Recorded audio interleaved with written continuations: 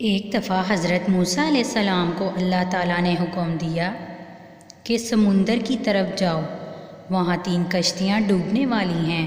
حضرت موسیٰ علیہ السلام فوری حکم الہی کی تعمیل کرتے ہوئے سمندر کی جانب چل دیے۔ ساحل پر سکون تھا۔ بہت دور سے ایک کشتی آتی ہوئی دکھائی دی جو آہستہ آہستہ ساحل کی طرف بڑھ رہی تھی۔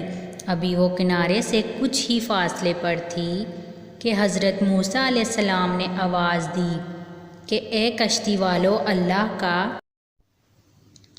حکم آنے والا ہے، ہوشیار رہنا۔ انہوں نے جواب دیا، آپ جانتے ہیں کہ اللہ کے حکم کو کوئی نہیں ٹال سکتا، ہم تو اس کے بندے ہیں جو حکم الہی کے پابند ہیں۔ کشتی والے ابھی یہ بات کہہ ہی رہے تھے کہ اچانک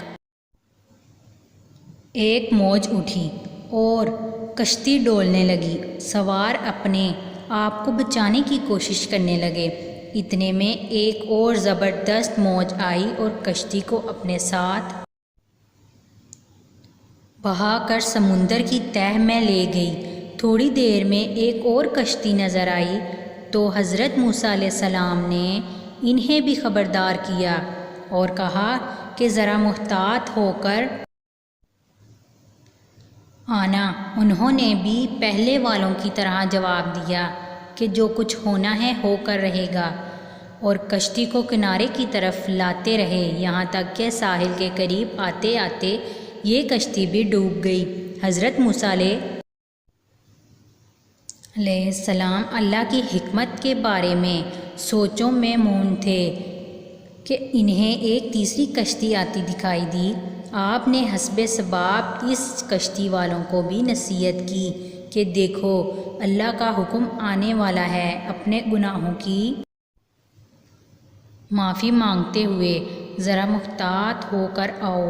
انہوں نے جواب میں کہا کہ اے اللہ کے نبی علیہ السلام، جس طرح آپ سچے ہیں اسی طرح اللہ کا حکم بھی اٹل ہے، اسے کوئی بدل نہیں سکتا، لیکن اللہ کی رحمت بھی تو ہے، ہم اس کی رحمت سے کیوں مایوس ہوں؟ لہٰذا ہم اللہ کی رحمت پر بھروسہ کر کے آ رہے ہیں اور وہ اپنی رحمت کے صدقے میں ہمیں ضرور امن و سلامتی کے ساتھ کنارے پر پہنچا دے گا۔ کشتی والوں کا یہ جواب سن کر حضرت موسیٰ علیہ السلام خاموش ہو گئے۔ جب کشتی بحفاظت کنارے پر آ لگی تو اللہ کے پیغمبر علیہ السلام سوچنے لگے کہ اللہ نے 3 کشتیاں ڈوبنے کا فرمایا تھا، 2 تو ڈوب گئی لیکن تیسری سلامتی کے ساتھ کنارے آ لگی۔